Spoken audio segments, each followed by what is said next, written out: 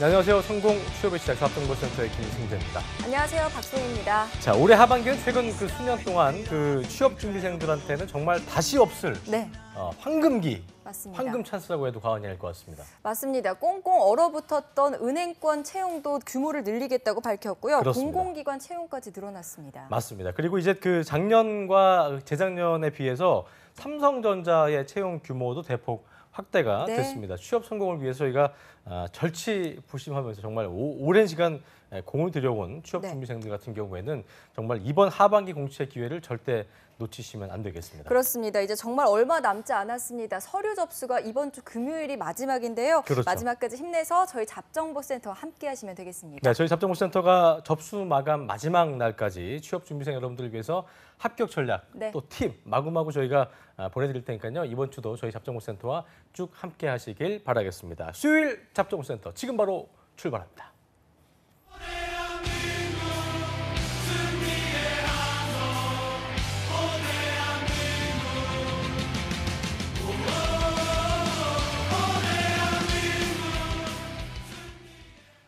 네, 공채 공고 분석부터 채용 규모와 스펙, 또 경쟁률 분석은 물론 합격을 위한 모든 노하우를 대한민국 최고의 전문가들과 함께 자세히 파헤쳐보는 시간이죠. 네, 공채 승리를 위하여 시간입니다. 그렇습니다. 이번 주는 삼성그룹의 계열사별 합격 전략 알아보고 있습니다. 네, 이분도 이게 삼성에 신입사원 참 많이 보낸 걸로 저희가 알고 있는데요. 위포트에 조민혁 강사님 나오셨습니다. 어서 오십시오. 네. 안녕하세요. 네. 아 힘드네요 진짜 요새. 뭐 맨날 마감이 계속 연달아 있어가지고 오늘도 뭐 현대 계열사 마감이고. 제가 좀 말을 시키면 답을 좀 해요. 아 그래요? 아 정말. 아니 NCS 그 전략 그 자기소개서 책 나왔어요. 나왔잖아요. 어제 나왔고 뭐 여러 가지 정신이 없어요. 축하의 박수. 아 감사합니다. 네. 근데 책이 나오면 이게 진짜 아이 같아서 그냥 나온 거를 그대로 두면 안 되고 또 여러 가지 또 공도 들여야 되고 할 게 참 많아서. 페이스북에 어지간히 올리더라고요. 그러니까 뭐 나왔다고 어지간히 살려야 돼 도와줘요. 어지간히 올려요. 그래서 커서 한번 제가 그래요. SNS에 한번 올려드리겠습니다. 감사합니다. 알겠습니다. 자, 올해 하반기는 얼마나 정도 좀 예상을 해요? 현대차보다는 좀 덜 보내죠. 현대차보다 근데 뭐 사실 제가 뭘 보낸다기보다는 워낙 또 될 분들인데 좀 본인들 준비 방향이 잘못된 걸 좀 잡아줄 뿐이죠. 원래 될 분들은 좀 될 거라고 생각하고 근데 이제 그런 게 있어요. 그러니까 삼성 같은 경우 원하는 인재상이랑 말씀하신 또 현대차랑 뭐 저희가 하게 될 CJ 이런 데들이 좀 인재상들이 좀 많이 다르다 보니까 아마 어머님들도 보더라고요. 우리 방송을. 네. 네, 어머님들이 알고 있어요? 모르죠. 근데 반응을 하네. 저도 모르죠. 아니 신기해서요. 이런 스타일이에요. 아 그래요? 박수미는 또 이윤정과 다릅니다. 다르네. 예. 아 그래요. 적극적이고, 어머님들이 공격적이고, KTX에서 나오고 하니까 보시는데 어머님들은 또 그렇게 생각하시는 거예요. 삼성에 합격을 할 정도면 자제분이 다른 회사도 이제 다 뭐 현대도 최종 합격하고 이제 이렇게 아시는데 사실 현실은 그렇지가 않아요. 삼성에 되더라도 다른 대기업 안 되시는 분들 되게 많고요. 재학생들 중에서도 삼성만 되신 분들도 있어요. 그래요? 그래서 지금 뭐 우리 구직자분들께서 너무 조급해하실 필요는 없을 것 같아요. 동시에 여러 군데 되고 이런 게 아니라 삼성에 되더라도 떨어질 수 있고 반대로 또 삼성에 떨어지더라도 다른 회사에 또 될 수가 있으니까 이게 진짜 마라톤 같아서요. 여러분들이 진짜 꾸준하게 어쨌든 결승점까지 가신다면은 뭐 누구나 최종 합격 저는 하실 수 있다고 생각합니다. 너무 마음을 놓아도 안 되고 또 너무 비관적으로 생각할 필요도 없다. 이렇게 어쨌든 한 군데만 붙으면 되는 그렇습니다. 거잖아요. 그렇죠? 그렇습니다. 자, 오늘도 이제 민혁쌤의 살신성인 합격 팁을 좀 기대해 보겠는데요. 그렇습니다. 이번 주 금요일이죠. 원서 접수 이틀 남았는데요. 마지막 최종 점검할 수 있는 내용들 좀 짚어보겠습니다. 네, 먼저 이게 저희가 어떤 항목들이 있는지 지금 화면으로 좀 보여주시죠. 에세이 바로 직전에 취미, 특기, 그리고 존경하는 인물과 그 이유 저희가 이번 주에도 좀 짚어왔던 것 같은데 주관식으로 입력하는 난이 있고요. 네, 지금 에세이 1번 삼성전자를 지원한 이유, 입사 후 회사에서 이루고 싶은 꿈을 기술하는 건데요. 700자 이내 작성이고요. 그렇습니다. 자, 2번도 좀 살펴보겠습니다. 2번은 지원자에게 가장 큰 영향을 끼친 사건이나 인물을 포함해서 본인의 성장 과정을 적는 항목입니다. 그렇습니다. 그리고 1,500자입니다. 에세이 마지막 3번을 좀 보여주시죠. 최근 사회 이슈 중에서 중요하다고 생각되는 한 가지를 선택하고요. 이에 대한 자신의 견해를 기술하는 항목으로 1000자 이내로 작성을 해야 한다고 합니다. 자, 화면 좀 보여주세요. 예. 제가 읽어주면 뭐합니까? 백문이 불여일견이기 때문에. 네. 예. 야, 오늘도 이게 우리도 그 김한 캐스터의 그 진자리가 중요성을 느껴지네요. 이렇게 느끼네 또. 네. 아, 브리퍼가 괜히 있던 게 아니었어요. 네. 그렇습니다. 자, 그러면 하나하나 좀 살펴볼게요. 네. 취미, 특기, 존경 인물부터 점검을 해볼 텐데요. 이 존경 인물 같은 경우에요. 성장 과정에서도 뭐 영향을 받은 인물이 나오잖아요. 좀 겹칠 수 있을 것 같은데 어떻게 좀 해야 되나요? 일단 제가 첫 번째 좀 말씀을 드리고 싶은 거는 다른 기업에 비해서 자기소개서의 비중이 높지가 않습니다. 그래요? 네. 네. 제가 서두에 제가 자소서 책 저자이기도 한데 이 정도로 제가 솔직하게 얘기할 정도면 여러분들이 저는 이제는 지금 제출할 시간이 뭐 지금 생방송으로 보신다면 한 48시간 정도 남았고요. 지금 제 방을 보신다 그러면 24시간, 어떤 애는 지금 금요일 날 보고 놀라는 거죠. 지금 오늘 제출인데 이거를 지금 어떻게 마무리한다 뭐 이렇게 생각하지 마시고요. 다 잘 쓰실 필요는 없어요. 지금 항목이 3가지가 있는데 모든 항목을 지금 남은 기간 동안에 다 잘 쓸 수는 없고 박송희 아나운서께서 얘기하신 대로 이제 앞에 네. 존경 인물도 있고 지금 이번 항목에 보면은 이제 성장 과정상 본인의 얘기를 해도 되고 이제 인물을 써도 된다 이제 이렇게 돼서 아마 네. 겹치면은 좀 불이익이라든지 감점이 있지 않을까 이제 이렇게 생각을 하시는데 결론부터 말씀드리면 전혀 그런 거는 없고요. 앞에 물어본 그 존경 인물 같은 경우에는 그 홍기찬 쌤이 입사할 때부터 물어봤던 거예요. 예, 유정석 쌤이라든지 예전부터 이거는 삼성이 계속 물어봤던 거고 그게 무슨 말이냐면 면접장에 가서 그 두 분 시험 볼 때도 물어봤던 거예요? 그렇죠. 거기 이제 이력서 작성란에 그러니까 약간 좀 굉장히 삼성이 보수적인 기업이라는 게 아직도 느껴지는 게 이런 항목들 지금 거의 없거든요. 사실 삼성 말고는 존경하는 인물을 쓰라는 회사는 제가 알기로는 없어요. 지금 현재 자기소개서 항목 중에. 근데 아직까지도 이런 거를 중요시한다는 거는 그만큼 그 삼성이 이제 면접 전형이 임원 면접이 굉장히 중요하지 않습니까? 하루에 끝나고 그래서 임원들과 어떤 대화하기 위한 소재 정도로만 여러분들이 생각하시면 되고 근데 이제 이거는 있죠. 너무 유치한 네. 위인들 쓰는 유치하다 그러면 좀 그렇지만 그냥 뭐 누구나 흔하게 아는 세종대왕 뭐 율곡이 이런 거. 율곡2면 그나마 나아. 그래요? 네, 율곡2면 그나마 훌륭한데 정말 이순신 뭐 이런 거. 그렇죠. 이순신 장군이라든지 이런 인물들을 아직까지도 쓰면은 사실 첫인상이 그렇게 좋지가 않아요. 예. 면접관하고 이렇게 대화하기가 좋지가 않기 때문에 그런 너무 흔한 좀 누구나 다 알고 있는 위인전에 나오는 인물들을 제외한 어떤 인물들도 상관이 없고요. 특히 존경 인물은 정말 학생들이 많이 물어보는데 유명한 사람을 써야 되냐 또는 뭐 부모님을 써도 되냐 아니면 뭐 유재석, 박지성, 히딩크 뭐 다 나오거든요. 이게 선한 인물만 써야 돼요? 근데 궁금한 게 히틀러 이런 거. 그러니까 물론 이제 나쁜 일 말고 예를 들자면 그 사람의 장점도 있을 거 아니에요? 그런 부분들을 초점을 두고 쓰면은 떨어지나요? 인적성에서 떨어지지. 인적성에서. 그럼 적합하지 않은 네, 인물. 그런 분들은 히틀러는 굉장히 창의적인데요. 히틀러의 어떤 그래요.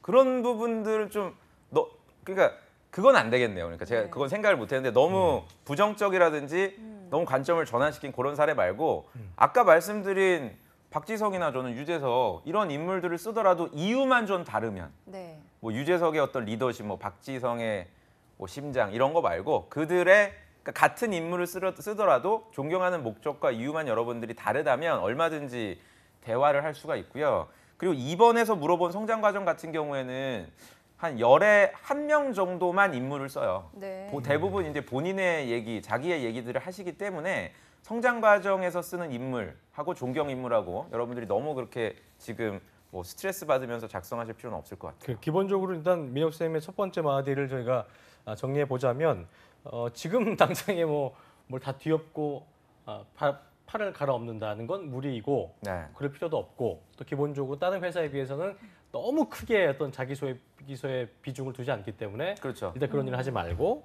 그렇죠. 그리고 이제 제가 월요일하고 화요일 방송 봤거든요. 어제는 또 SDI 방송하고 유정석 선생님이 또 월요일 날 나오셨던데 대부분 이공계 분들 얘기를 해주시더라고요. 네. 그래서 저는 오늘은 좀 이공계보다도 우리 문과생들, 네. 문과생들 얘기를 좀 많이 남은 시간 동안 그래요. 좀 해드리고 싶어요. 문과생들이 약간 토라졌어. 오. 네, 제 방송 또 보면서도 문과생들이 좀 너무 서운해하더라고. 왜 항상 선생님은 이공계 엔지니어 분들 얘기만 하냐. 그래서 그러니까. 오늘은 조금 문과 분들 얘기 좀 위주로 해드리려고 합니다. 그래요, 알겠습니다. 네, 인물 알겠습니다. 같은 경우는 너무 극단적으로 쓰거나 하지 말고 너무 또 그렇죠. 뻔한 인물도 네. 좀 제하고 확실히 그 인물을 썼을 때 내가 느꼈던 점을 직무와 연관을 해야 되나? 제가 지금 그 말씀 드리려고 했는데 너무 무리하게 또 이제 삼성 사보나 이런 걸 조사해서 그 회사마다 기술적인 장인들이 있어요. 네. 제가 포스코에 있을 때도 무슨 기술 명장 뭐 이렇게 표현해서 그런 분들에게 뭐 그 포상도 주고 하시거든요. 근데 그걸 또 조사해가지고 2017년 삼성전자의 무슨 명장 엔지니어 김승재 뭐 무슨 과장님 자동차 같은 경우 그 박병일 명장 있잖아요. 그 그래요? 명장으로 있어요. 그러니까 그런 분들 얘기를 쓰는 건 물론 되게 좋죠. 좋은데 이제 임원분께서 면접장에 딱 들어와서 김승재 씨는 어떻게 박병일 과장님 어떻게 알아? 했을 때 이렇게 조용해지는 거야. 이렇게 그냥 엄숙해지는 거지. 이걸 대응을 못하고 제가 사실은 블로그에 뭐 조사를 하다가 다시 하겠습니다. 사실은 제가 이렇게 되면은 이 사람 이거 솔직하지 못하나 이러고 다른 측면에서 또 공격이 들어가거든요. 네. 학점은 그럼 자네는 또 왜 이렇게 낮나 또 오히려 면접관에게 빌미를 전 제공하기 때문에 정말 내가 자신이 없는 이상은 억지로 저는 직무랑 연결을 시킬 필요는 없고요. 이거를 다른 어떤 뭐 전문가 분들이 좀 왜곡시켜서 얘기를 하시더라고요. 제가 다른 방송을 보니 저희 방송 말고 다른 어떤 외부 기타 방송을 보니까 반드시 직무 관련된 인물을 뽑아내야 된다. 또는 그게 없다면 동종 업계에서라도 뭐 존경할 만한 무슨 뭐 오늘 또 아이폰 8이 나왔잖아요. 그럼 네. 뭐 팀쿡이라든지 또 그런 인물들을 저는 억지로 여러분들이 끼워 맞출 필요는 전혀 없다. 면접장에 본인의 가서 어떤 책임지지 못할 얘기는 저는 절대 깜냥에 맞는 그렇죠. 수준의 네. 인물을 제시해다. 이 정도로 저 정리하겠습니다. 네, 알겠습니다. 존경 인물로만 내 1시간 할 수 있어 사실. 아, 존경 인물로만 한번 그냥 쫙 할 수가 있는데 계속 또 저희가 궁금한 진행을 해야 신생들 많을 되니까. 것 같아요. 더 시간 많대요. 존경 인물 보면은 교수님도 있고요. 부모님도 굉장히 많아요. 근데 저는 부모님 쓰는 친구들은 참 너무 안타까운 게 회사 임원은 안 되죠. 회사 임원 중에 그러니까 정말 그것도 맞는 맞는 분이고 네. 정말 존경스러운 분이야. 네. 그럴 수도 있잖아요. 뭐 김경수 부장님을 존경한다. 나 뭐 우리 예를 매형 들어. 되게 존경하거든. 우리 매형 또 저기 삼성전자 저기 연구원이시고. 아니 쓸 수 있어요. 그러니까 가족 관계는 쓸 수 있어요. 물론. 근데 마찬가지로 그러면 존경하는 이유가 뭐 누구나 알고 있는 뭐 어떤 뭐 낸드 플래시 메모리를 개발했을 때 뭐 기여했습니다 정도가 아니라 우리가 그렇잖아요. 보통 누군가를 존경하면은 그 사람과 닮기 위한 노력들도 하고 행동도 한단 말이에요. 그럼 그 정도의 내가 노력과 과정을 보여줄 수 있어야 되는데 그냥 단순히 그냥 닮고 싶어요. 이렇게 되면 오히려 네. 지원자 본인에 대한 어떤 신뢰가 더 떨어지니까 교수님 존경한다는 분들도 지금 놀랬을 거예요, 그렇죠? 교수님 존경한다는 분들이 되게 많더라고요. 어제 얘기했었어. 우리 또 그래요? 차코치가 네. 교수님 쓰는 분들이 있다고. 네. 굉장히 많으니까 그러니까 이게 저희 방송의 영향도 저는 있다고 보는데 정말로 이런 내용들을 많이 보더라고요. 저희 방송 재방송도 보고 이래서 이 내용을 좀 카피하는 분들이 또 굉장히 많아지고 그러다 보니까 구직시장 내에서 여러분들이 쓰는 단어, 표현, 인물, 소재, 경험, 뭐 이제 뒤에 다루게 될 뭐 최근 사회 이슈까지도 네. 다 똑같아지는 어떤 이런 걸 보면서 저는 오히려 반대로 여러분들이 정말 존경하고 관심 있는 소재를 쓰신다면 뭐 예를 들어서 뭐 제가 엊그제 읽었던 자소서 중에 기억에 남는 게 존경하는 인물로 게임 안에서의 저기를 썼어요. 캐릭터를. 네. 저는 사실 게임을 별로 좋아하지 않아서 그걸 몰랐는데 RPG 게임 중에서 어떤 캐릭터를 자기는 존경하게 된 이유가 굉장히 참신하더라고요. 단순히 근데 네. 그거를 모르잖아. 저기 임원들이 모르는데 나름대로 1500자나 공유할 수 되니까 있는, 아주 설명이 자세히 되겠네요. 설명을 해주는 걸 보면서 그러니까 이거예요, 여러분들. 자기소개서는 내용도 물론 중요한데 읽게끔 만들면 끝이야, 사실. 이걸 반드시 기억해두기 바래요. 이런 인물이 있나 보구나. 그러니까 이거를 그렇듯하네. 그냥 그러니까 이런 거지. 1500자, 700자니까 사실은 좀 부담스러운 분량이어서 일단 평가는 하는데 굉장히 지루하단 말이에요. 그럼 중간에 읽다가 끝내고 중간에 읽다가 끝낸 자소서는 높은 평가를 주기가 어려워요. 근데 이걸 재밌게 쭉 쓰는 거지, 에세이 형태로. 네. 그래서 쭉 3000자를 일단 읽으면 이건 진짜 현실적인 이유예요. 면접관이 아까워서라도 자기가 읽은 시간이 높은 점수를 준단 말이에요, 실제로. 그래요? 그럼요. 저도 정말 그런 경우 많았어요. 어디 보자 하고 막 이렇게 봤는데 내용은 별거 없는데 되게 재밌게 썼다. 그럼 이 지원자 되게 흥미롭네. 만나보고 싶네. 이렇게 해서. 흥미롭다. 그렇죠. 매력적인.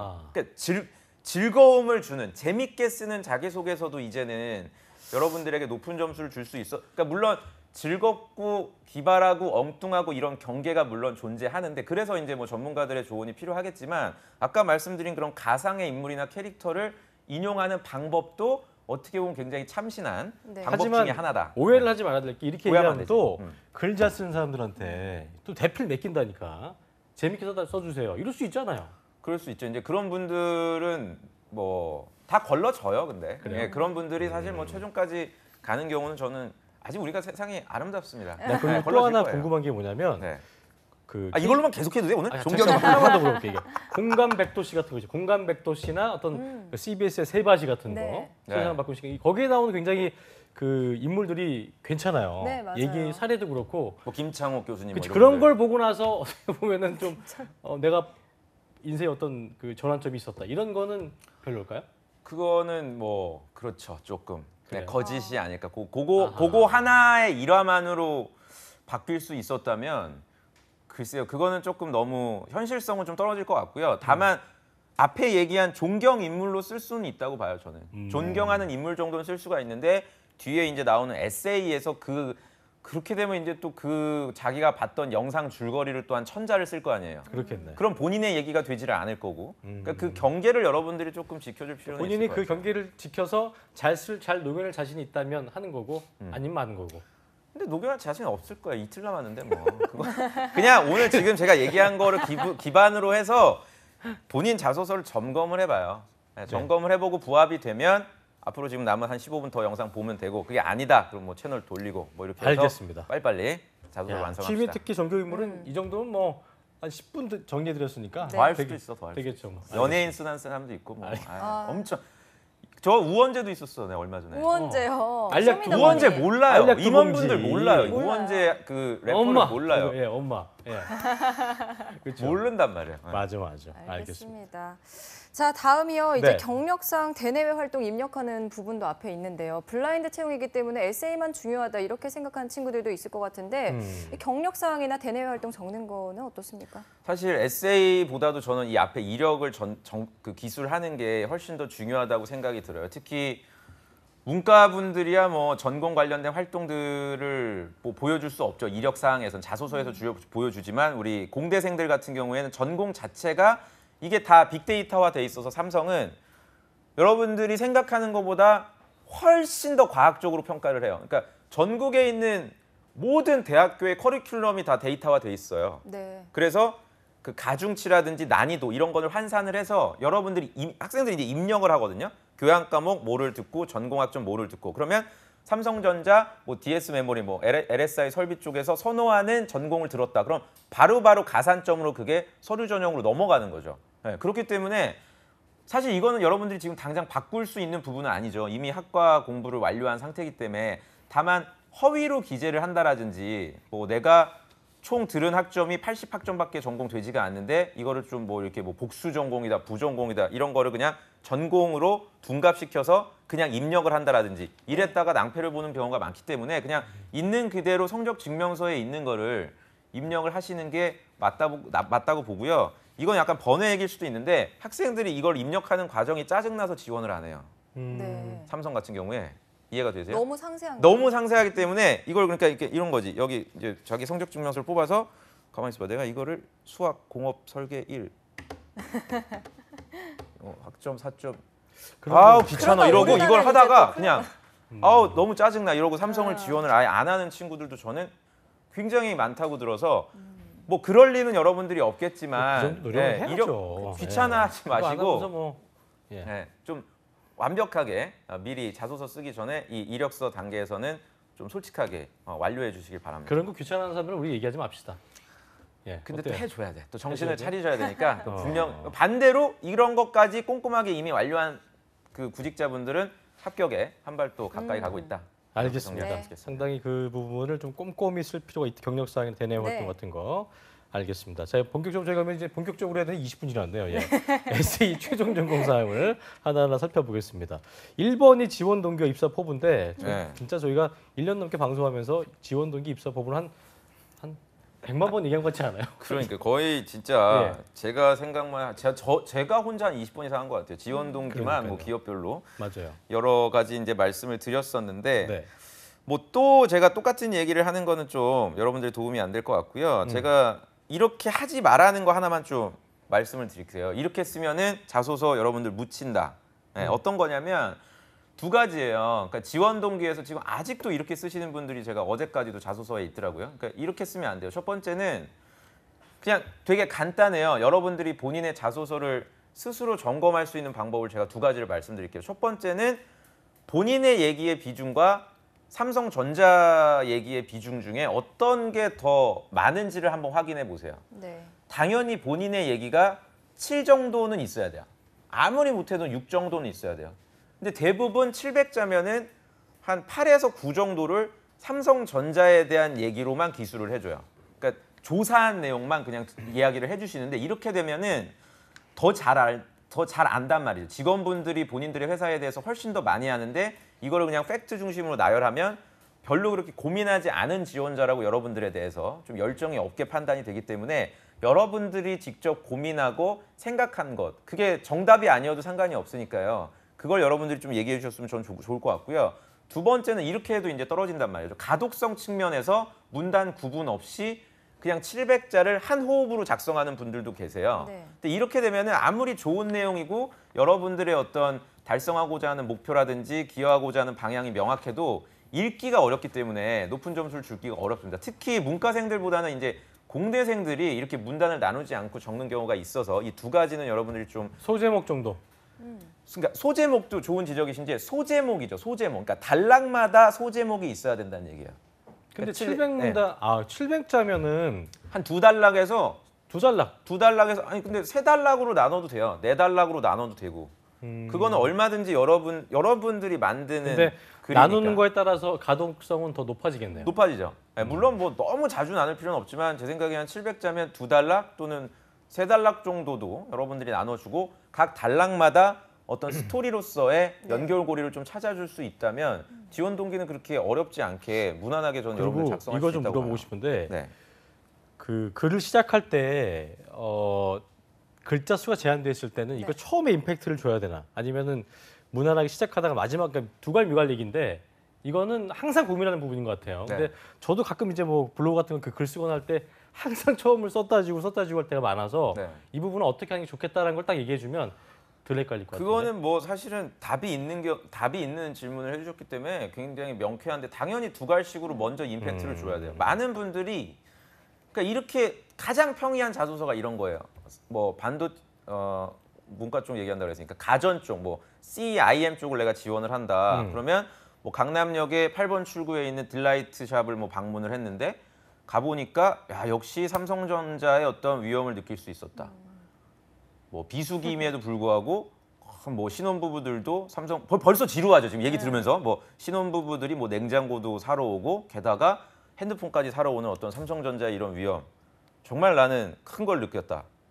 그러더니 갑자기 문단을 본인 얘기가 아니잖아요 이건 그렇죠? 네. 삼성전자가 대단하다는 얘기죠. 그러더니 또 갑자기 마지막에 이러한 삼성전자의 성장을 내가 지원한 가전 쪽에서 글로벌 전략으로 뭐를 어떻게 해서 성장하는 전문가가 되기 위해 수고하셨고요. 그렇죠. 이렇게 되면은 목걸이 안 주는 거야. 수고하셨고요. 여기 지금 봐, 지금 몇 명 지금 웃질 못. 지금 거의 정지야. 네.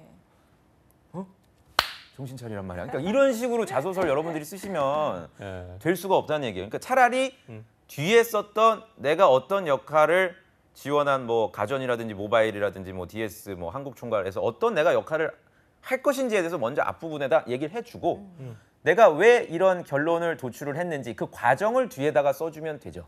네. 근데 나의 아지트 강남역 8번 출구 이거 어때? 이런 거 안 돼요? 그것도 나쁘진 않아요. 나쁘진 않은데 나의 이미 아지트 강남역 8번 출구 무슨 얘기야? 하면서 이제 풀어가는 거지 이제. 근데 이제 만약 그렇게 되잖아 얘기가 그럼 2번 쪽의 성장 과정에도 1번에 얘기했던 그 아지트라는 게 평소부터 내가 꾸준하게 관심이 있던 거니까 2번 성장 과정에도 그럼 그런 내용이 연결이 쭉 돼야 된단 말이에요. 근데 그게 그 고리가 쉽지가 돼야 않지. 되는구나. 그렇지. 그러니까 그래. 일관성 있는 자기소개서를 여러분들이 써야 되기 때문에 거짓말하면 이게 들통날 수밖에 없어요. 예를 들어 1번에서는 뭐 반도체 관련된 자기가 역할 수행하겠다고 했는데 2번에서는 또 갑자기 또 뭐 봉사활동한 거 아직도 있다니까 봉사활동 쓰는 분들. 네. 2030년에도 있을 거야 아마. 지금 그렇죠. 지금 중학교 입학하는 애들이 이제 대학생 돼서 이제 이 방송 또 보면 그 친구들도 봉사활동 얘기할 거다. 자, 그러니까 그런 뻔한 정리하겠습니다. 얘기 좀 쓰면 안 돼요. 자, 비율 배분 자체를 본인 얘기한 7, 8 정도, 네. 그리고 회사는 1, 2 정도, 2, 3 정도, 그리고 두 갈씩으로 하되 단락과 단락 간의 어떤 그 소제목과 소제목 간의 어떤 연결고리는 분명히 있어야 된다. 네. 요 공식은 맞춰주는 걸로.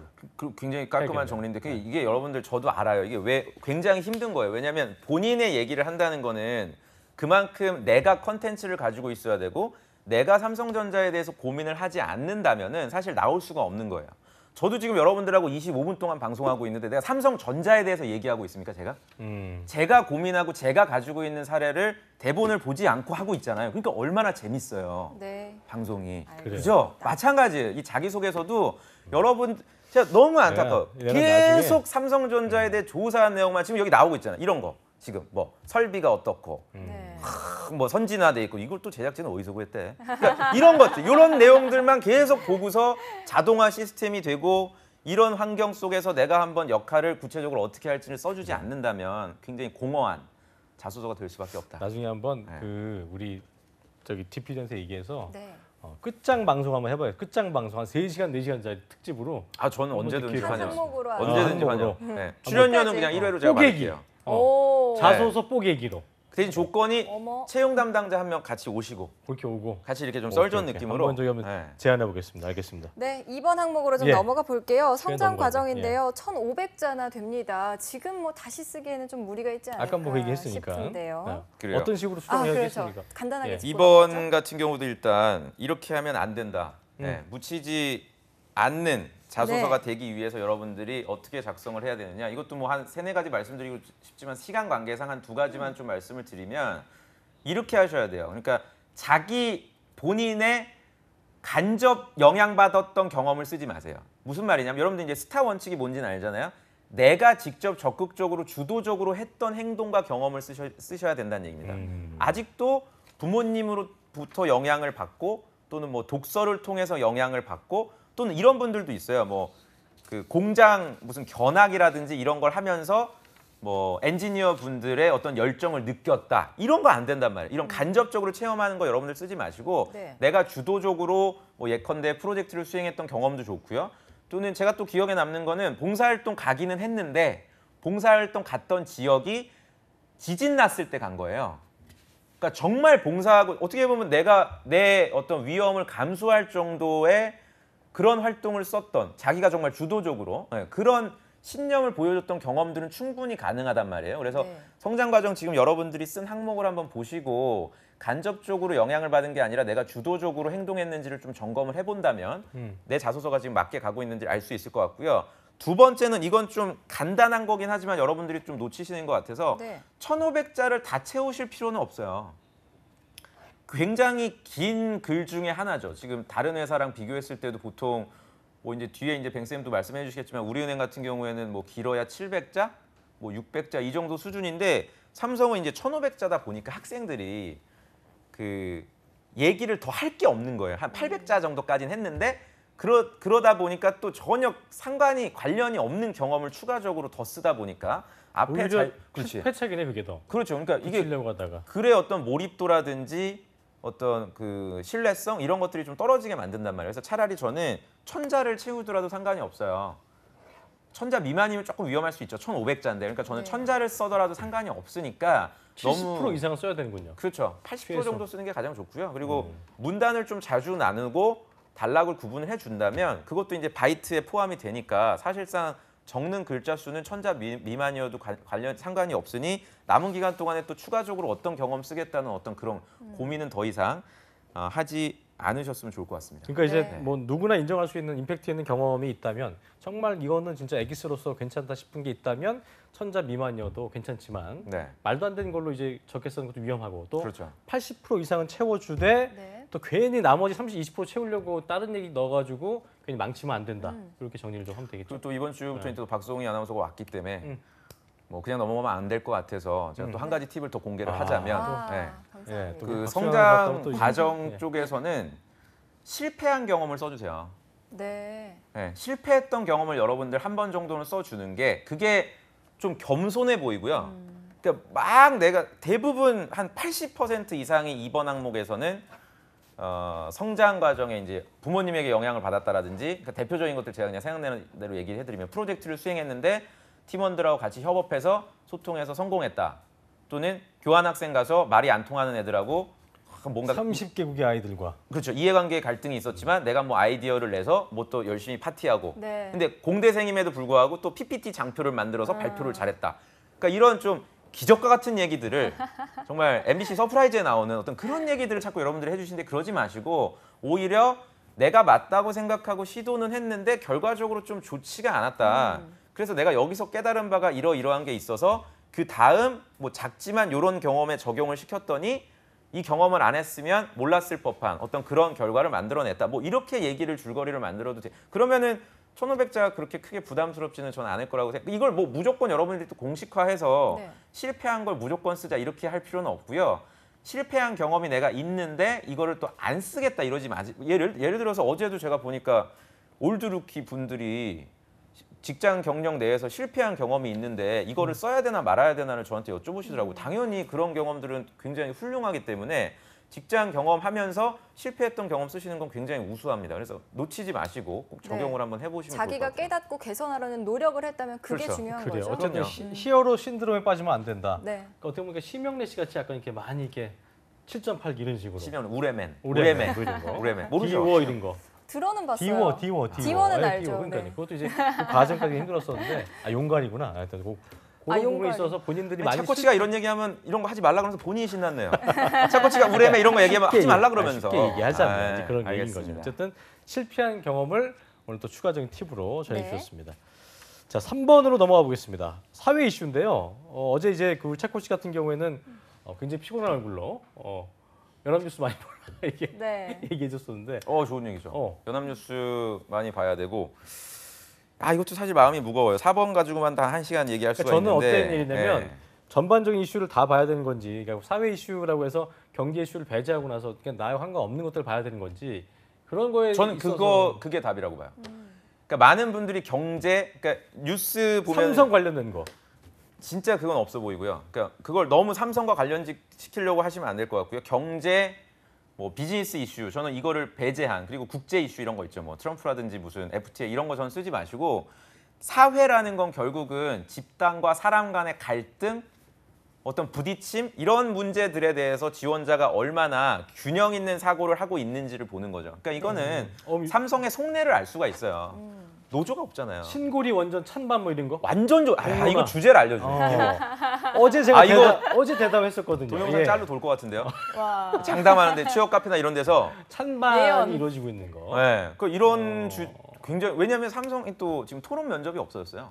네. 면접 전형에 있었는데 토론 면접이 없어지다 보니까 그런 소위 김승재 아나운서께서 얘기한 이런 주제를 어떻게 보면 3번 항목에 지금 계속 포기하지 않고 있고, 요게 또 하나의 그 뭡니까 자소서 트렌드가 돼서 포스코에서도 물어보고 다른 계열사들도 좀 인용하는 경우가 있거든요. 그래서 사회 이슈라는 거는 김승재 아나운서께서 지적해 주신 대로 어떤 갈등 관계, 지금 사실 얘기하고 싶은 이게 주제가 10월 있기는 20일에 하나 결과가 네. 나오기 때문에 진행 중에 1차 조사가 마치고 이제 뭐 준비를 하고 있는 과정이라고 해서 네. 내가 볼 때는 아무튼 요거 굉장히 파 보시면 나름대로 좀 좋지 않을까 또 생각해요. 한 가지 네. 말씀하고 싶으셨던 거. 그래요. 그거는 네, 풀어주시죠. 너무 똑같을 것 같아서 제가 예.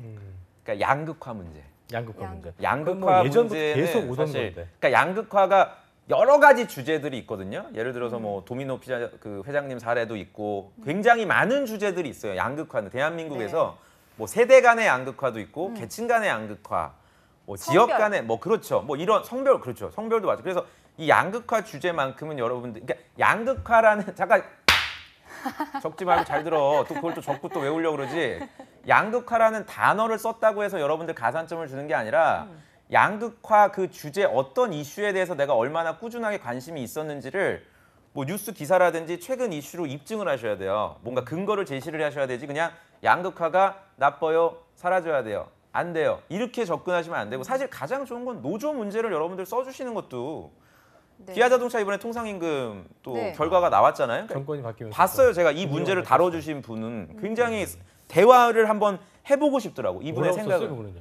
골자가 뭐였어요? 균형 있게 썼어요. 기업 입장에서 분명 이유가 있다. 이거는 물론 그 판결 결과도 어떤 기업의 성과에 치명적이지 않기 때문에 돈을 이제 지급해라 이건데, 그것도 맞지만 기업 입장에서는 그러면 너무 리스크가, 그러니까 이거를 회사 입장과 그 노조의 입장을 좀 균형 있는 시각으로 보여줬다는 점에서 충분히 면접관들, 절대 여러분들 면접관들이 노조는 없어져야 돼요, 또는 뭐 노조는 있어야 돼요, 이렇게 한쪽으로 치우치는 사람을 좋아하는 게 아니거든요. 네. 그러니까 균형 있는 사고를 할 수 있다는 점을 좀 5번 항목에, 아니 3번 항목에 좀 보여줬으면 좋겠고 제 기아 개인적으로는 같은 경우도 신의 측에 위배가 됐는지 안 됐는지 민법 1조 그게 그렇죠. 굉장히 그거였는데. 신의 성실에 뭐 위배되지 않는다 뭐 이런 게 나오니까 맞아요.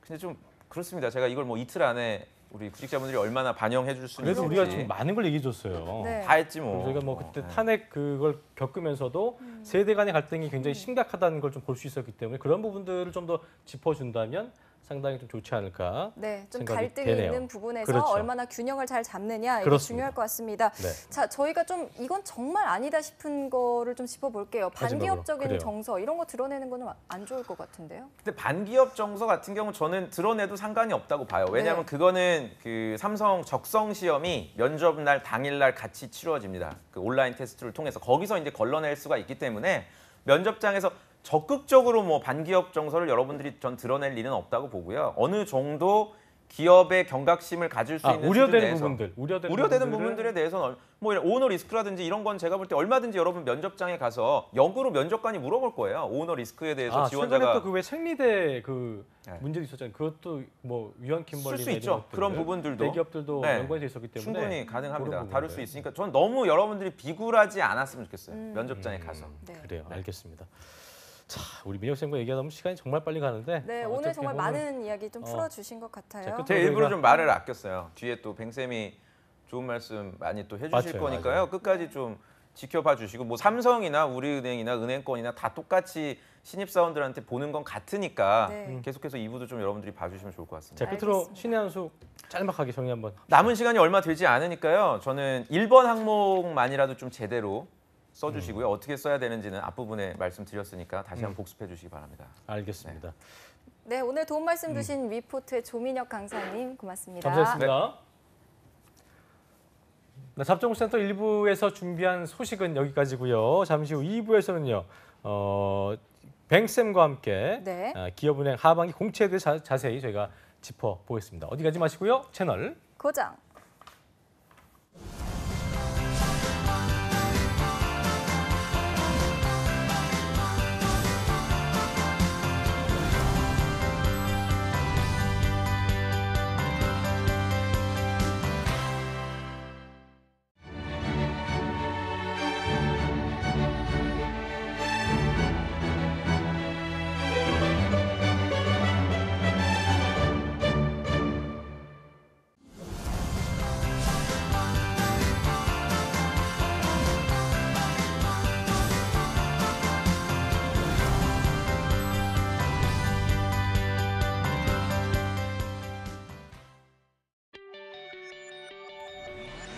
네, 잡정보센터 2부의 문을 열었습니다. 2부에서는요. 취업 때문에 힘들어하는 우리 취업 준비생들의 고민을 저희가 속 시원하게 네. 해결해드리는 시간이죠. TV 취업 상담소가 준비되어 있습니다. 네, 또 은행권 대부십니다. 뱅쌤과 함께 네. IBK 기업은행 신입행원이 되기 위한 지원 전략 지금 바로 시작하겠습니다.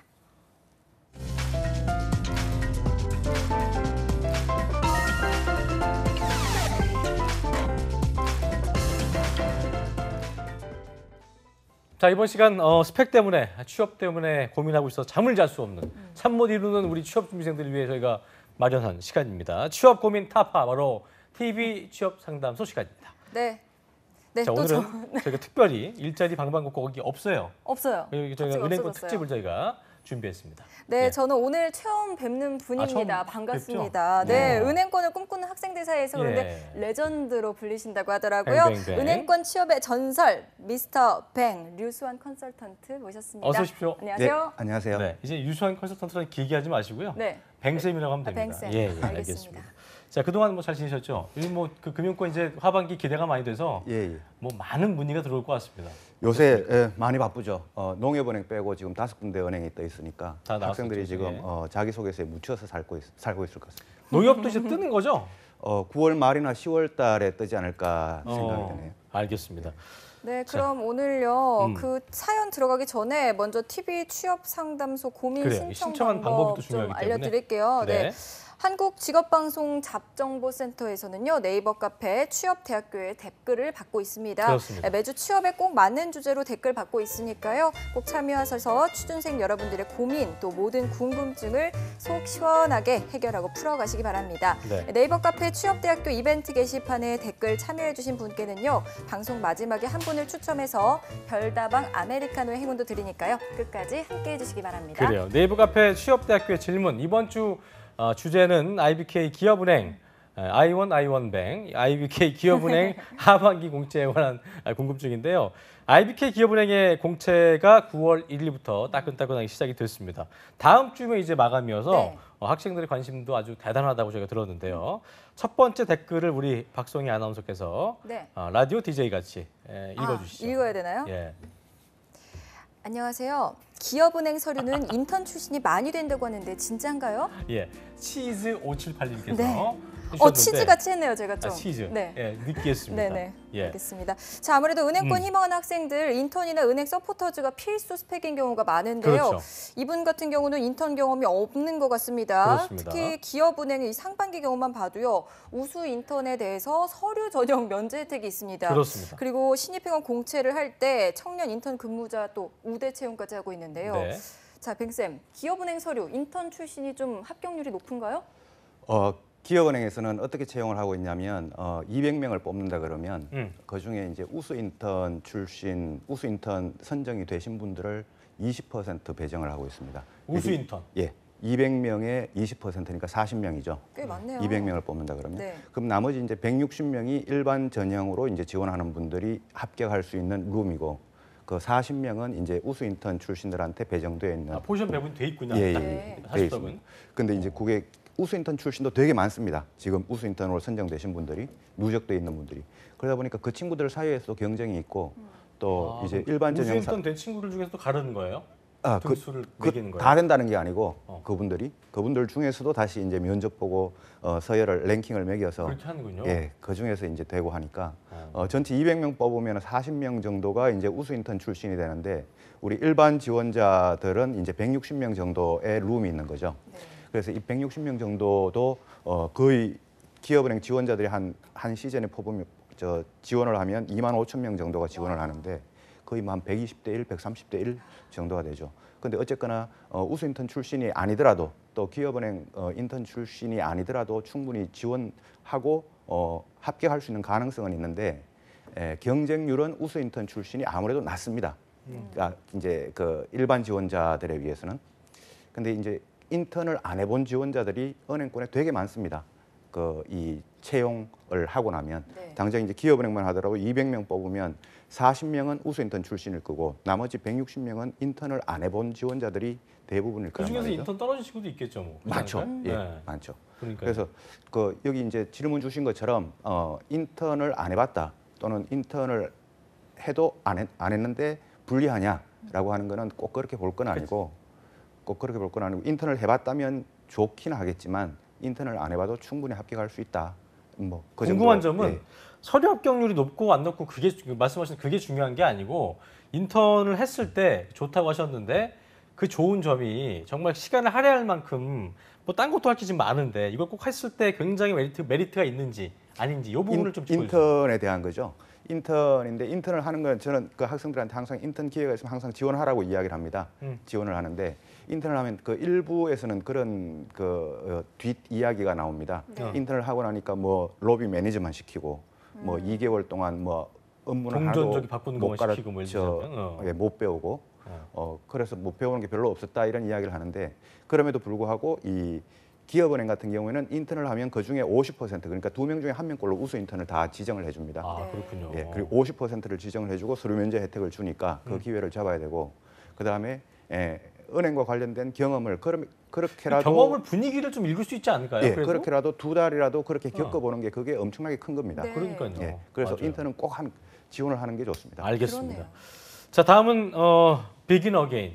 이 얘기 나오면 갑자기 노래를 불러주고 싶은데 네. 이게 이분한테는 비긴 어게인이 그게 낭만적인 비긴 어게인이 아니고 다시 시작하는 분인가 봐요. 오. 필기가 걱정입니다. 신문을 읽는 것과 같은 기본적인 것 외에도 서술형의 경우 확실하게 준비하는 방법이 궁금하다 이렇게 전해주셨는데 네. 어떻게 좀 그러니까 비긴어게인님 같은 경우는 서류 전형 후에 그러니까 필기 시험 준비에 관해 묻고 있는 건데요. 먼저 그 IBK 기업은행의 필기 시험을 살펴보면 필기 시험 예정일이 이제 10월 21일 토요일이거든요. 네네. 그래서 필기 시험 같은 경우는 주관식인 논술, 또 약술, 상식 및 NCS까지 추가가 됐고요. 뱅쌤 그러니까 제가 볼 때는 논술, 약술, 상식 및 NCS 이 말만으로도 굉장히 지금 소화불량이 올 것 같은데 예. 필기 시험 준비 어떻게 해야 될까요? 학생들이 제일 이제 걱정을 많이 하는 게 논술일 겁니다. 논술과 이제 뭐 도입된 지 얼마 안 된 NCS 쪽, 그렇죠. 뭐 이쪽이 좀 걱정이 많을 텐데 논술은 제가 뭐 항상 나와서 이야기하지만 신문 기사만 봐서는 안 되고요. 그걸 가지고 자기 걸로 자꾸 소화를 시켜야 되는데 이 소화를 시키는 과정이 뭐 이게 참 애매모호한 표현이지 않습니까? 네. 소화를 시킨다는 게. 근데 이걸 가지고 자꾸 주위 사람들하고 토론을 하고 이야기를 해봐야 됩니다. 이 기사에 대해서 어떻게 생각을 하냐, 이 이슈에 대해서 어떻게 생각하냐. 아까 뭐 예를 들어 우리 일부에서도 제가 잠깐 들으니까 뭐 원자력, 뭐 신고리 원자력, 뭐 그런 문제 있지 않습니까? 그런 문제에 대해서 자꾸 주위 사람들하고 이야기를 해야 자꾸 이게 메모리가 남고 그거를 그렇죠. 자기 말로 적어내고, 나올 수 있고. 예, 자기게 됩니다. 그런 과정을 좀 많이 거쳤으면 좋겠고 지금 이제 한 달 정도 남아 있죠. 지금이라도 한 달이면 돼요? 지금이라도 해야죠.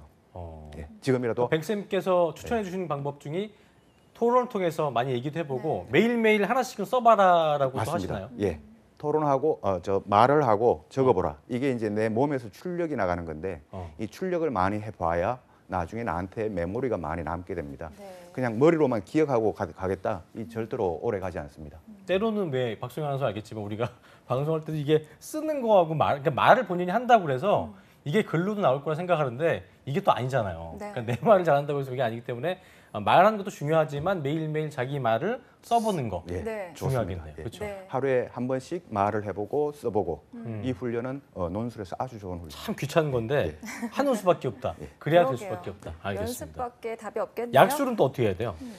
약술은 외워야 돼요?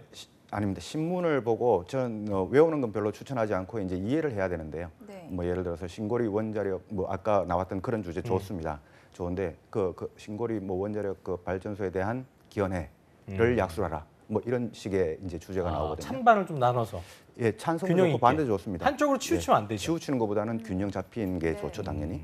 그래서 그런 것들이 이제 약술이 나오면 시사 이슈에 대해서 이제 좀 준비를 해야 되는데 신문을 꾸준하게 보거나 신문을 저는 보라고 이야기하기보다는 주로 뉴스를 보거나 아니면 인터넷 신문을 이제 활용하라고 이야기를 하는데 이슈화되는 소재들 그런 소재들에 대해서 좀 꾸준하게 계속 읽어나가고 자기 생각을 정리하는 그런 훈련이 약술에서는 최선일 것 같습니다. 네, 알겠습니다. 자, 상식과 NCS 준비 방법도 좀 알아볼게요. NCS도 생소해야 할 것 같아요. 그렇죠? 예, 먼저 이 상식이라고 하는 게 은행에서 상식 시험 보는 게 이게 너무 범위가 광범위합니다. 그래서 이 상식 시험을 별도로 준비하지 마시고 이거는 진짜 그 기초 상식을 가지고 시험을 봐야 되고 NCS가 문제인데 학생들이 이제 우리 취준생들이 NCS를 지금은 NCS를 공부한다 그러면 하루에 한 30분 정도 이상 공부하기를 추천하고 싶지는 않습니다.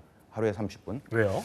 지금은 자기소개서를 더 적어야 되니까요. 그렇군요. 지금 이제 자기소개 시즌이니까 자기소개서에 더 집중을 하시고 자기소개서 서류가 합격해야 NCS 시험을 보니까 맞아요. NCS는 30분 이상 투자하지 마시고 뭐 진작 했었어야 되지만 아직 못했다면 하루에 30분 그렇게 해서 책을 한 권 정해서 풀어봤으면 좋겠습니다. 일단 자기소개서를 통과해야 뭐 NCS나 마나도 할 수 있으니까 그렇죠. 예. 그게 중요하겠네요. 알겠습니다. 자, 그러면 세 번째, 세 번째. 댓글 볼게요. 네. 동동동동동님께서 보내주셨는데 이분은 나이가 좀 있는 것 같은데 발 예, 동동 올드로 부르고 키 계신 같아요. 것 같습니다. 그러니까요. 자, 내용 살펴보면요. 장기 취준생이나 타 업종 회사에서 1, 2년 일하고 온 사람에 대해서 신입 졸업자에 비해서 어느 정도 페널티가 있는지 궁금합니다. 또 취업 나이 마지노선이 남녀 어느 정도일까요? 예. 은행 어느 정도일까? 예. 올드루키 같다는 생각이 드는데요. 뭐 그러니까 취업 나이 물으시는 분들의 특징이 이제 대부분 나이가 좀 이렇게 있거나 있으신 경력이 분들. 있으신 경력이 있거나. 예, 그 마지노선을 좀 들어볼까요? 그 열린 채용이 이제 누구나 지원할 수 있다는 게 이제 열린 채용인데 누구나 지원을 할 수 있습니다. 그러나 이제 누구나 다 합격할 수 있는 건 아니죠. 그래서 이 실제로 중요한 걸 은행에서 누구나 지원을 할 수 있다는 게 열린 채용이죠. 그래서 은행에서 실제로 이제 합격해서 채용하고 난 다음에 신입 행원들 200명을 뽑았다 그러면 200명 중에 나이 제일 많은 사람이 누구냐, 몇 살이냐 이거를 봤을 때 보통 32에서 33 우리 나이로 35는 없군요. 진짜 그분이 특별하다 그러면 채용을 할 수 있는데 어떤 굉장한 능력이 예, 있거나 예, 좋은 데 있다 없거나 예. 그런 경우가 아니라면 조직에서 어떤 동기들끼리의 문화라든가 조직 문화 이런 것도 고려를 해야 되기 때문에 은행에서 채용 담당자들이 아무래도 좀 부담을 느끼는 건 사실인데 진짜 특별한 경우에는 뽑겠다, 지원은 얼마든지 하십시오라는 게 열린 채용의 개념입니다. 보통 네. 그러니까 일반적인 나이가 27, 8 정도 남자로 27, 8. 치면은 예. 근데 이제 최대 맥시멈 한 33 정도까지 그 만 이후는 나이 말고 우리 나이로. 그럼 우리나라에. 만약에요, 그 경력이 있는 경우에 그 경력을 좀 잘 녹여내야 될까요? 어떡할까요? 그렇 당연하죠. 예, 그 경력이 다른 경력자들도 많이 지원하겠지만 제가 가지고 있는 이 경력이 다른 지원자에 비해서 좀 차별화가 된다라는 네. 거를 어필하고 녹여낼 수 있으면 좋은데 그게 결코 쉽지가 않습니다. 근데 그렇죠. 진짜 뛰어난 올드루키 같은 경우는 또 이렇게 스카우트된 경우도 있기 때문에 예, 그렇죠. 올드루키가 다시 입사한다는 거는 회사 입장에서는 이 친구 그전 회사에서 뭐 적응 못했거나 예. 아니면 뭐 좀 뭐가 좀 부족했나라고 생각할 거기 때문에 올드루키가 신입으로 하는 거에 대해서 크게 웨이트를 느끼지는 않지 않습니까? 회사에서. 그러니까 은행권이 그렇습니다. 은행권이 이 신입 시장이 있고 경력 시장이 있으면 경력 시장이 상당히 약화돼 있습니다. 그래서 은행권은 거의 공채 신입을 위주로 이렇게 채용을 하다 보니 외부에서 이제 경력이 있으신 분은 특별한 곳, 뭐 예를 들어 요새 같은 경우에 4차 산업혁명, 디지털, 뭐 IT 이런 쪽에서 특별한 경험이나 이런 좀 그 역량이 있으신 분 네. 그런 분들은 재지원하는 게 얼마든지 가능할 수 있는데 그런 게 아니면 좀 쉽지는 않을 수도 있겠습니다. 잘 녹여내야 되겠죠. 그래요. 예. 올드루키시라면 한 33까지만 좀 생각을 해보시는 게 좋을 것 같고. 자, 다음은 노행튼님인데요. 이번 13일이 오늘입니다. 오늘 아주 뭐 제가 어제 뉴스에서도 좀 그 전해드린 바 있는데 취업 그 금융권 취업 박람회 굉장히 크게 한다고 하는데요. 은행 박람회에서 몇 명 정도 서류 패스가 되는 건가요? 라고 또 물어오셨는데 굉장히 구체적이네요. 오늘이죠. 예. 예. 오늘 그 동대문 DDP라고 하는 그 동대문 플라자에서 지금 전 공동은행권에서 지금 현장 면접을 실시하고 있습니다. 지금 네네. 이 시간에 아마 하고 있을 겁니다. 지금 하고 있겠네요. 그렇죠? 예, 예. 네. 10시부터였으니까. 예. 그 오늘 얼마나 채용하느냐는 정해져 있지 않고 그거는 누구도 모릅니다. 누구도 모르는데 그 인원이 어디서 빠질 거냐면 우리가 일반 전형에서 서류 전형에서 빠질 거니까 그거는 좀 이제 가만히 둬야 되겠고. 야, 근데 굉장히 많은 분들이 노리긴 하겠습니다. 왜냐하면 서류가 예. 통과되는 거죠. 우수 그렇습니다. 면접자 예, 예. 선정된다면. 그것도 오늘 이제 선착순으로 이렇게 지금 진행을 하고 있는데 그러다 보니까 제가 그 학생들을 보다 보면 오늘 아침부터 일찍 가서 줄 서야 됩니다. 네. 그래야 지금 가면 이제 늦나요? 텐트 쳐야죠. 뭐 지금 보고 전날. 막 지금 달려가시면. 출발하면은 면접 기회 잡기 어렵지 않을까 생각됩니다. 지금 좀 더 면접 보고 있을 아마 겁니다. 기본적으로 아침 일찍 가가지고 줄 서 그렇습니다. 있었을 거예요, 예, 그죠? 예, 예. 네. 맞아요. 자, 아까 김승재 아나운서가 말씀하신 것처럼 오늘 우수 면접자에게 하반기 공채에서 그래요. 서류 전형 면제해 준다고 하는데요. 이 부분 좀 자세하게 설명해 주시죠. 네. 오늘 그 이 우수 인턴이 아니고 오늘 이제 면접을 이제 그 통과되면 어떤 식으로 하는 거예요, 면접을요? 인성 면접입니다. 그냥 네. 오늘 가면은 이제 그 이 지원 동기랑 기본적인 스펙이랑 이거를 적는 지원서를 작성해서 가게 됩니다. 그걸 가지고 이제 제출을 하면 선착순으로 현장에서 면접을 보는데 거기서 합격을 하면 괜찮다라고 합격을 하면 이제 하반기 서류 전형 면제가 되는데 지금 은행권에서 지금 그 탈스펙, 열린 채용 뭐 이런 그 채용 블라인드 채용 이런 게 이제 그 추세가 되고 있지 않습니까? 그러다 보니까 이 외부에서 이렇게 오프라인으로 학생들을 보고 이렇게 직접 채용하려고 하는 이런 기류가 커지고 있습니다. 네. 국민은행의 현장 면접, 기업은행의 4분 PR, 뭐 오늘 같은 또 전체 공동은행의 현장 면접 이런 기회가 많아지고 있는데 이런 기회를 학생들은 적극적으로 노려야 되고 평상시에 면접이라든가 그런 준비도 평상시에 좀 이거는 해 나가야 될 블라인드가 거고요. 아니기 때문에 그러니까 나름대로 스펙 좋고 예. 좀 이력이 좋으신 분들은 경력이 좋은 분들은 가가지고 이용하는 게 중요하겠네요. 그럴 수 있습니다. 역차별 안 당하려면. 기본적인 스펙은 오늘 어. 같은 지원서에 다 들어가 있는 걸로 다 제가 들어가니까. 확인해봤습니다. 그러게요. 그런 부분도 잘 이용하면 좋을 것 같습니다. 네. 자, 자, 또 이번 은행권 예. 채용에서 눈여겨볼 점 한 가지 있는데요. IT 직군의 채용이 대폭 늘어난 점입니다. 관련 그래요. 댓글 좀 이게 살펴볼게요. 마지막으로 짚어봐야겠네요. 네. 에이스 03님입니다. IBK 금융 IT에서는 어떤 것을 준비해야 되는지 궁금합니다. 일반적으로 금융권 지원자가 준비해야 하는 경제 상식도 준비하고 또 IT 전공도 준비해야 하는지 아니면 IT 시사 이슈로만 준비하면 되는지 궁금합니다. 그리고 치즈 더블 추가님은 IT 직군 자소서와 필기 준비법이 궁금합니다. 네. 이분은 뭐 네, 다 알려달라고 핵심이, 그래요. 핵심이 그 두 가지입니다. IT 분야 지원하시는 분들이 예. 자소서를 어떻게 적어야 되느냐, 그다음에 이제 필기 시험을 어떻게 준비해야 되냐 요 두 가지인데 IT 쪽은 그 신입 일반 행원 쪽하고 많이 다릅니다. 네. 그래서 IT 쪽은 일반 행원들은 뭐 영업력이라든가 뭐 이런 자기 경험들을 이렇게 녹여내는 그런 자기소개서를 적는다면 IT 쪽은 완전히 기술적으로 좀 더 특화가 돼야 됩니다. 자기가 가지고 있는 전문 분야, 뭐 예를 들어서 빅데이터, 뭐 보안, 뭐 데이터베이스, 뭐 이런 쪽으로 자기 전문 분야를 좀 더 강조하는 그런 자기소개서가 나와야 되고, 기업은행 같은 경우에 논술 시험을 IT 분야에 대해서는 이렇게 별도의 주제를 줍니다. 그래서 기업은행에서 논술에서 주제가 3개가 나오는데 네. 이 3개 중에 하나는 경제, 하나는 시사사회, 하나는 IT. 그래서 IT 분야를 지원하시는 분들은 항상 이 IT 분야 주제를 선정을 하는 게 가장 유리합니다. 그래서 관련 분야를 IT 분야 지원자가 일반 경제, 상식, 시사 이런 걸 공부할 필요는 없다고 보고 IT 분야에 대해서 좀 더 이 선택과 집중을 하는 게 그래요. 전략이라고 보여집니다. 네. 알겠습니다. 이외에도 댓글들이 많이 있는데 저희 시간 관계상 지금까지 한 분들 중에 우리 뱅쌤께서 아메리카노 당첨자 누가 스디슨 커피를 드시고 또 정신 차리실지 또 뽑아주시기 바라겠습니다. 예. 누구 할까요?